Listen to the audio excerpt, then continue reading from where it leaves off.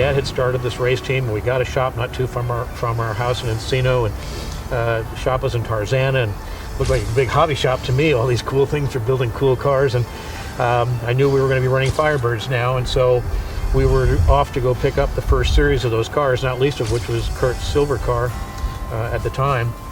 And we went over there with the intent that I would drive the truck back, and my dad would drive the Firebird on home. I mean, these were pretty powerful street cars at the time, and unfortunately, as the shop door opened, we see what I believe was the left front tucked completely underneath the car.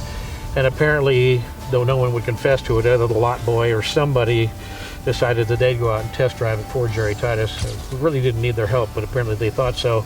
And what they test drove was the curb and apparently a fire hydrant, and tore it up pretty good. So we ended up having to go back, get a trailer to bring it back. They offered to fix it. My father goes, no, we'll handle that.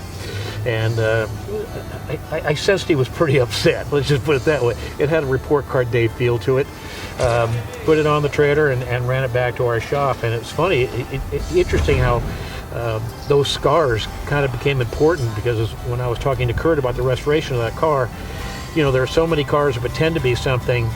The way our crew fixed that was certainly not conventional body shop repair. It was far more along the lines of a racing type repair. And as Kurt and I talked on the phone, those scars that were there from that proved to be very important, so I'm glad they're still there. The patchwork is just done so differently. It's not how a body shop would have stretched it back or maybe even cut a section and put a rail in. It was the way our guys actually went in and re-welded that area.